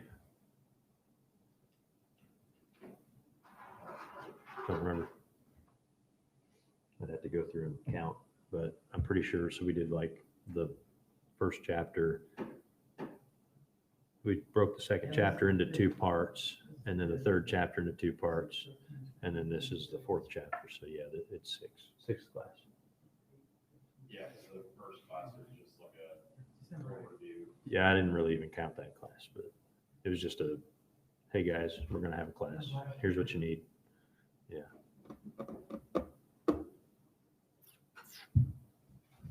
Let me know when you got it.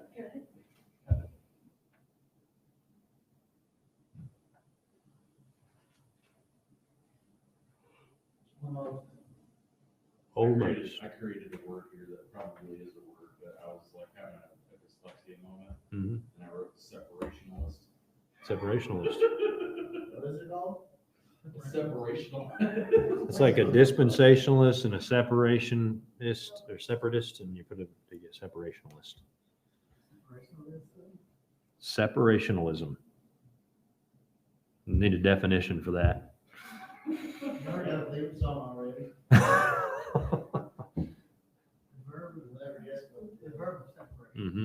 No, I don't want to. I don't want to guess. I don't want to separate what it is.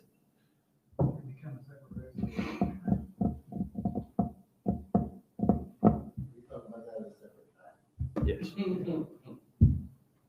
Separate this concept from this class. We're all separated. Separate your theme song. Conceptual separation. Yes. We're divided. Sorry. Everybody got it? Yeah, more confusing than everybody else. All right. Next. So 2 conclusions can be made, or rather are made by these accusations. Are these we write, right? Yep. Oh, that's- What do you mean? You said something about we need to take pictures of the review. Oh, the review. No, it'll say review up here when we get to review. So 2 conclusions are made by these accusations. So the accusations, remember what the accusations were? Y'all wrote them down. I didn't. Darby was a separationalist. Say what? Answer your what? Darby was a separatist. Yes. Yep. And that basically the accusation is that we're divisive, so to speak. So So the two conclusions that are made are that ecclesiastical separation or separationism. Now, ecclesiastical separatism is always wrong.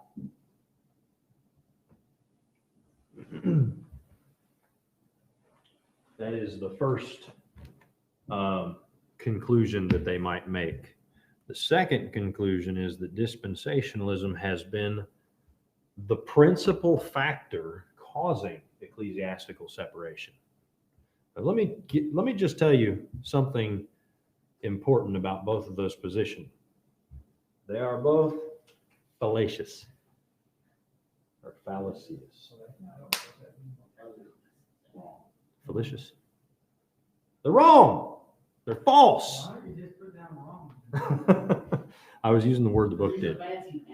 Because I'm using the word the book used. The book uses that word on page. What book? What book? What page here? Page 72 in the middle of the page. Both premises are premises? Yes. Both are fallacious. So there you go. Fallacies. And I threw in some verses here just for your fun. You got a closing parentheses, but I don't see nothing. Oh, man. The opening one was here, but that was because this was up there, but then because it like fell off the edge, I just made it a bullet point instead. And then I missed my closing parentheses. That's actually half of a smiley face. The other half's on the other side of 14. It's a cyclops. Yes. Cyclops? No, it's a smiley face with his eyes closed. It's just a smile. No eyes. All right, so ecclesiastical separation is always wrong, correct? Y'all know what ecclesiastical separation is, first of all? A difference of opinion. No. No, ecclesiastical. What's the word ecclesiastical mean? Nope, that's eschatological. Ecclesiastical. No, ecclesiastical. Churches. Ecclesiology, ecclesiastical, Ecclesiastes. Has to do with church. Church or the preacher. And separatism would be separation between preachers or churches or theological differences. So it is not an uncommon accusation to accuse someone of being divisive. So they just, so one of the things they do, they say, you're just trying to split people up, split up doctrine, mess the whole thing up. Yep. Now, Romans 16:17 says, now I beseech you, brethren, mark them which cause divisions and offenses contrary to the doctrine which ye have learned, and avoid them. That would be separation. But you're separating from those who divide, who cause division and offense contrary to the doctrine. Okay, so there's a Their doctrine. doctrine. So that is a command to separate, to avoid. 1 Corinthians chapter number 5, the whole chapter. I'm not going to read the whole chapter, but what does Paul tell us that we need to do? Separate, purge out the old leaven. He says, I've written unto you not to keep company in verse number 11. If any man that is called a brother be a fornicator or covetous or an idolater or a railer or a drunkard or an extortioner, with such an one know not to eat. Don't even eat with them. Separate from them. Divide yourself from them. Why?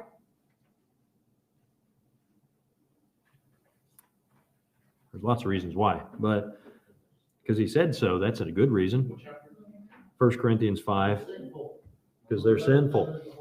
So you separate from those who cause division contrary to doctrine that's been taught by the Bible. You separate from those who are disobedient and sinful. Well, in this case, it's just gross immorality, sin. You have fornication, covetousness, idolatry. You have railing, drunkenness, and extortion. Titus 3. Titus 3. I'm just giving you a few examples. Titus 3, verse number 10. A man that is an heretic, after the first and second admonition, reject. If that's not dividing from someone, don't know what is. 2 Thessalonians. What are we dividing over? Heresy, right? Heresy. Divide over doctrinal problems, divide over sin, immorality, divide over heresy, which is a doctrinal problem that is it's a doctrinal problem with the intent to spread it to other people. And then 2 Thessalonians chapter 3, verse 14 says, and if any man obey not our word by this epistle, note that man and have no company with him, that he may be ashamed. There's another example.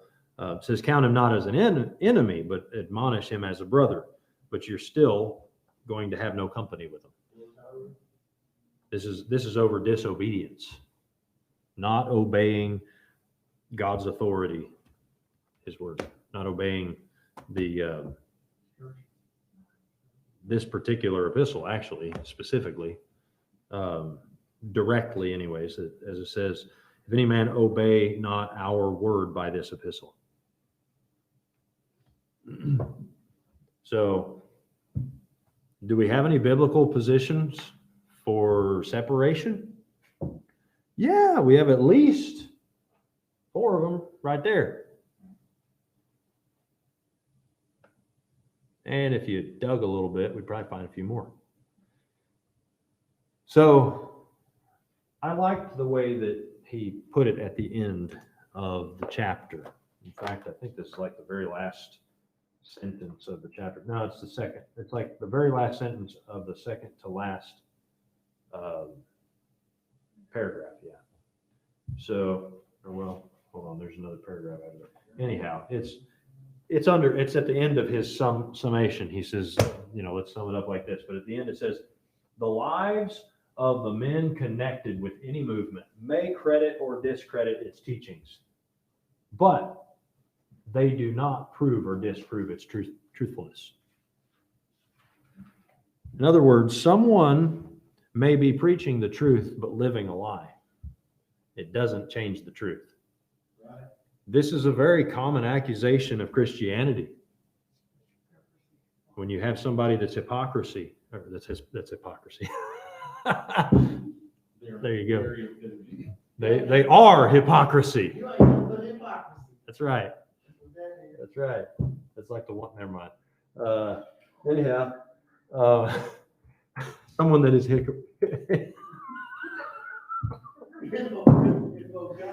no, someone that's someone that is. We're going to have to edit that out at the blooper. Someone that is hypocritical. Yes. Hypocritical. Oh, at the youth rally once upon a time, Josh Danford stood up with with an answer on his board from a Bible quiz. The question was, what animal is mentioned in this chapter? And his answer was a hippocritter. That was when he was in the, like, on the youth side. So, a hippo critter. You all right? No, No. no. Let's see. Right. Hypocrisy does not change the truth. Now, people who don't want to believe the truth often use hypocrisy as an excuse to not accept the truth. But the fact is, regardless of the lifestyle or the living of the teacher, if what he's teaching is true, it's still true. That doesn't mean that teachers can live however they want. They ought to live according to what they teach. But their life doesn't discredit the truthfulness of the teaching. Yes, sir. That's something that, you've got to definitely get a hold of, because the devil will use that. And there's probably a lot of people that hold to opposition positions against dispensationalism, against other things, that because someone else, was preaching something that was true, but wasn't living it, the devil probably use it in their life to I'll give you, sway them to an error in doctrine based upon that person's actions. right? Give you a prime example of position. People leave Baptist churches because of attitudes that people in Baptist churches have, and they'll go to another church that has false doctrine because they want the better attitude over the proper doctrine. They want a sense of love and acceptance. And Right. friendliness Now, and all that. The attitude's wrong over here. Yeah. But the doctrine's right. So what do? Well, you follow biblical Christianity and your church discipline the attitude. Deal with the attitude. That brotherly love from him. Yeah. You deal with the attitude. You don't say, I don't like those people. I'm going to go over here where these people teach the wrong thing, but they're nice people, so I'm going to go over here. I mean, I understand wanting to be around nice people. I like being around nice people, even if they're wrong about most of their stuff. They're nice people. By the way, that's why people sometimes leave Christianity as a whole and pick up like Humanism and all that other stuff. or yeah, that or even like Mormonism or any of the cults, it's like, well, those people were nice to me. I understand wanting to be, the recipient of niceties. I understand the wanting to be, niceties, I believe, yeah. If not, it is now. So I understand wanting to be, I don't know how many words I create every time I talk. Anyways, I understand having a desire to have, like, y'all have that? Next page is a review. I understand having a desire to have, it's going to take forever to type it out. But anyways, I understand having a desire to have,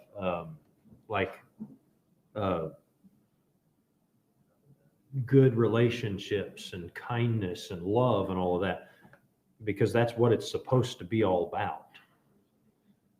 But it's not. You got a minute. It's going to take a minute to fill up the screen. Sorry. Selfie? Oh, you're taking a selfie. I'm sorry.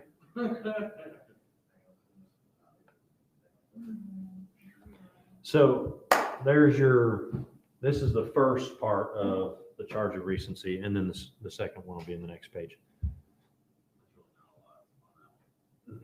Yeah. Intimidated by that.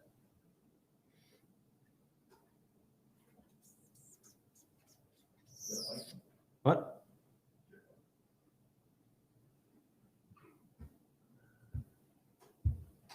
Joachim.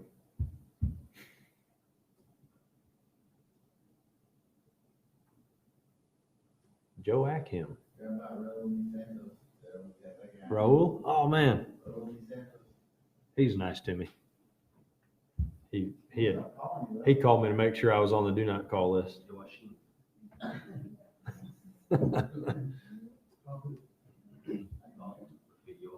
Who? What? Yeah. Yeah. Yeah. Raul Ni Santos? No, we're not done yet. What's that for? You guys write it down? You need to be patient, bro. Give them a minute. Now, here's the thing. You have written this down already. Yep. That's why I said take a picture of it. But you'll want to have access to that during your quiz. If in fact I put this on the quiz. And if we have a quiz. If Jesus doesn't come back. There's always a possibility that we may just jump into the next class and be like, hand in your homework. Don't count on it. But it's a possibility. You know, creating a quiz is extra time for me. Yeah, when you say things like that, it makes me wonder. What? What? Who? When, where, Huh? why? How? Say things like what? Like, it could be on your quiz if we have a quiz. Yes. What that does is it gives me the possibility of getting out of preparing a quiz if I decide not to, or if I run out of time. A lot of ifs. Sometimes I do run out of time. You gotta make sure it's on time. Let's work on that. If I run out of time, so usually I do the quiz before I do the next week's like Oh, man. course presentation. So He's the master of what we call time expansions. yeah, It's take time and expand it. It's called time expansion. yeah. It's like you ever seen like a It's timeline? more flexible. New word. It's more flexible. Or yeah, it's like where you take a timeline across here, and it's like, oh, what's this? Oh, I just added 25 days into that.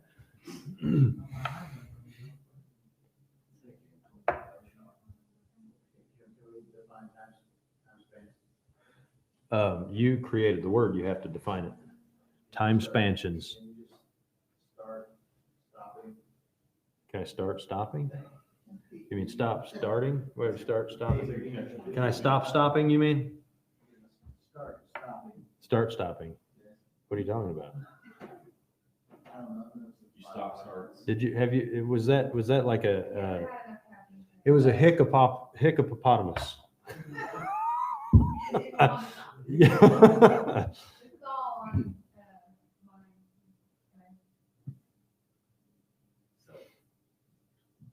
It's out there on the internet. Yep. Has everybody got this written down? Yeah. I got it. You serious? Tell me you're done. I'm done. No, you didn't. You weren't even writing it. Okay, there are 13 builds on this slide. So 11, 10, 9, 8. Smoke's not coming out of those. Yeah, I'm sorry. I need to fix it. 7. What? Sound effects? On the iron on that.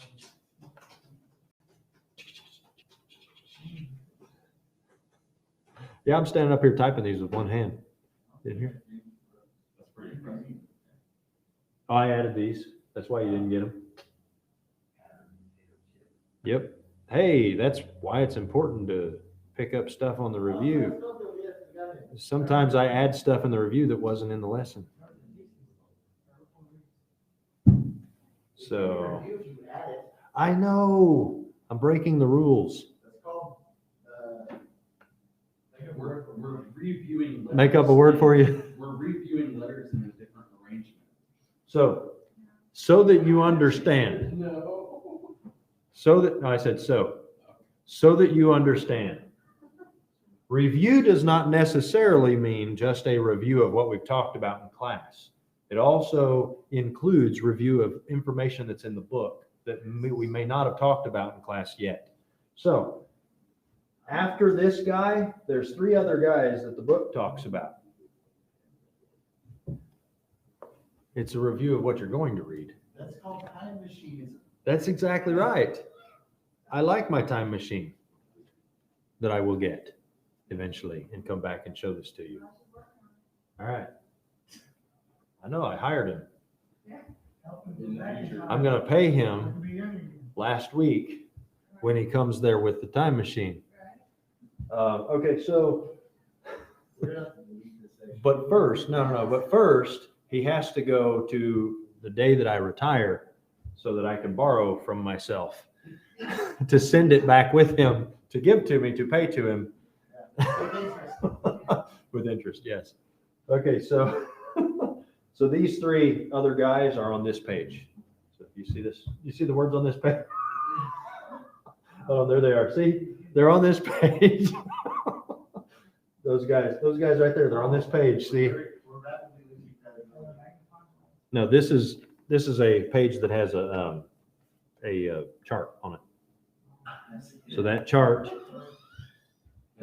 has those people and the dates and their schemes of dispensationalism.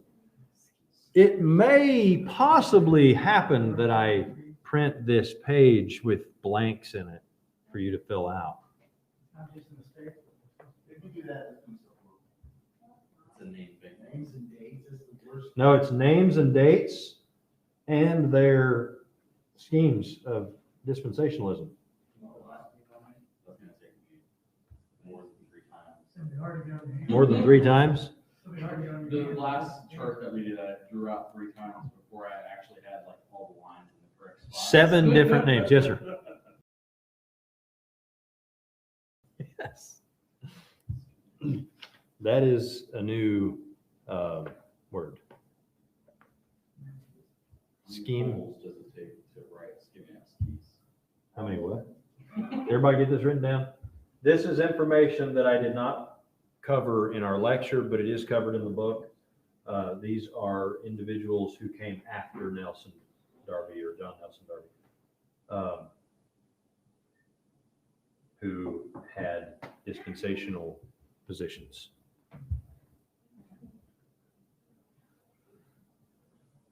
And then your 2 answers for your recency.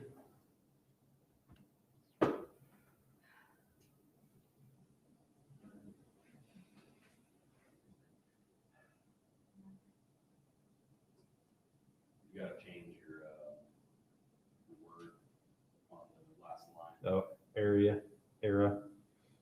Yeah. We can just pretend. What?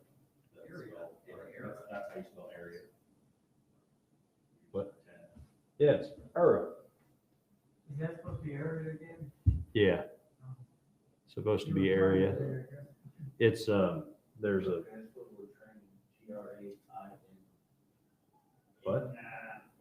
Where? What did you say?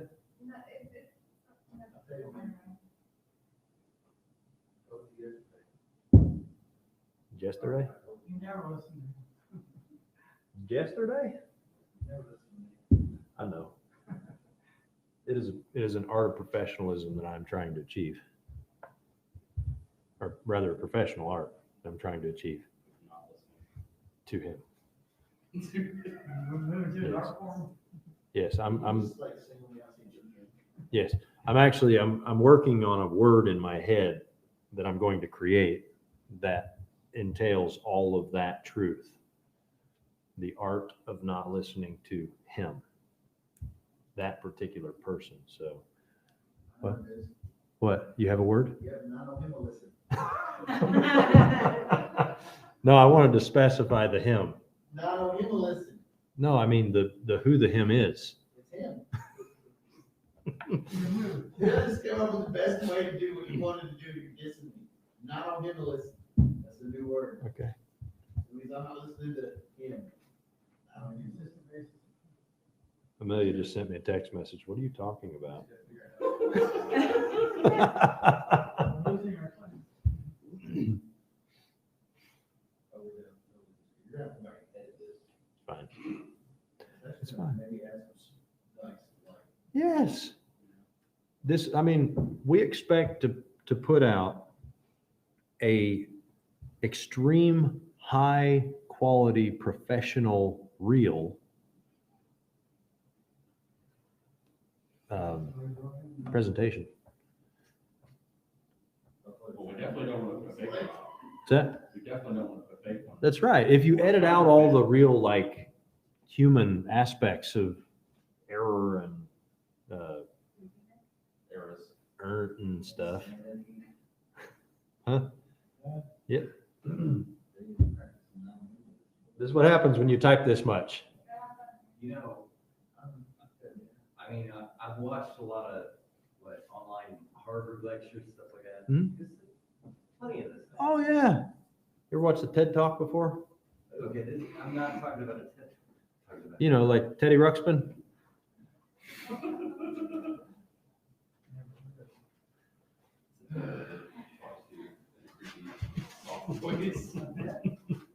You don't remember him? 1980s?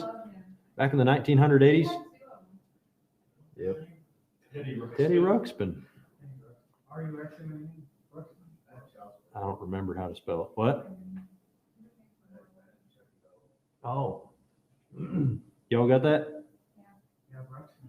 That's the most wonderful way to say that. Y'all got that? So, got it. All right, next. And this is, I believe, the last review slide, and then we'll have the homework slide. And that's it. No, there is another review slide. Sorry. Either that or I forgot to change review to homework, but I'm pretty sure it's another review slide. No, I'm pretty sure that it's a homework slide that I forgot to change the word review to homework. Yeah. Maybe it's just under review and it says homework. I don't know. We'll you'll get to see it in just a moment. Right now, it's under. It's under review as to whether or not I go to the next slide. So the charge of divisiveness, common accusation. Oh, I threw this out here. Actually, this is extra stuff. This isn't technically review. Divisiveness is a common accusation of people who cannot raise valid answers against a concept. You're being divisive. You're being divisive. You know what I'm saying? I mean, I say this in my own experience, okay? But am I wrong? Oh, definitely not. They love to throw out stuff like you're mean, or you're Yeah. trying to divide people, or you don't love us, or stop Yeah. hitting me, all these things. Though division is sometimes necessary when biblically necessary. Oh my goodness, what have I done? It is not the purpose of dispensationalism. You use the same word. Twice in a sentence, yes. I do that all the time. I try not to do that. I try to be a little more. Sometimes it's necessary. This actually, it is necessary. Sometimes it is necessary to say the necessary. Necessarily. I did write this at about 2 a.m.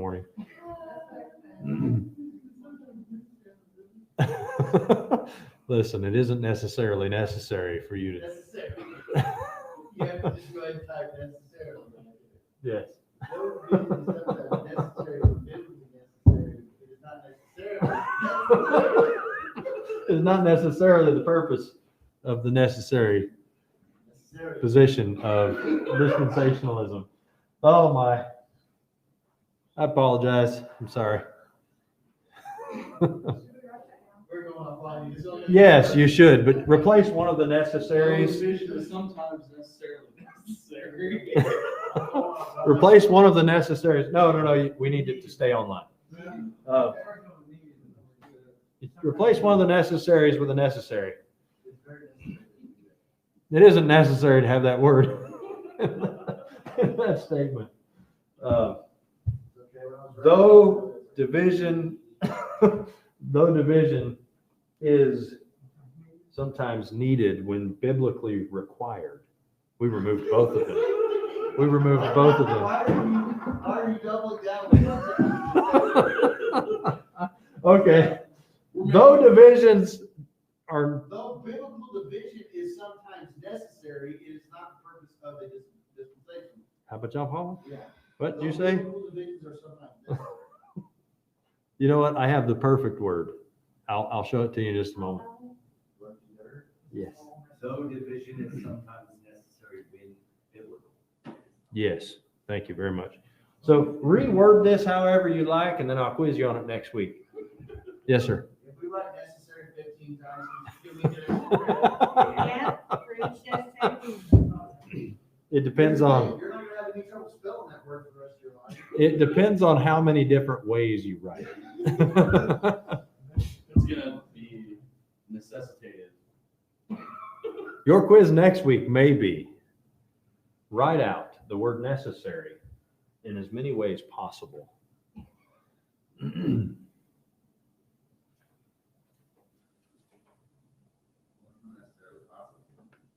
Everybody get that? Sorry, I've gone on. I don't want you to take a picture of It this. doesn't mean anything anymore. There's a smoke coming up. What? It doesn't mean anything. I like that when the smoke comes. It doesn't mean anything anymore. All right, homework. Read chapter 4. Read the chapter. Read the 4th chapter. I read that wrong. I read that with the word chapter before 4th. Read the chapter 4th. Read the 4th chapter. Read the chapter 4 times.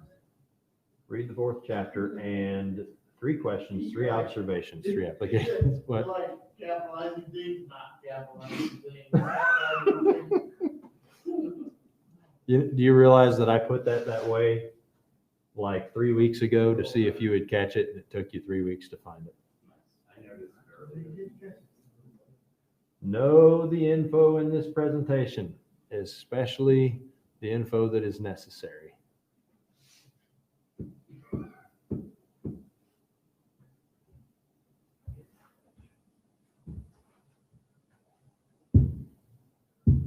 The cynic one, Everybody have that? Yeah. What's this? Any questions? Is that it? Hmm? That's it? That's it. That's the last one. See you next week. Bye-bye. See you next week. What is your request? What page is that?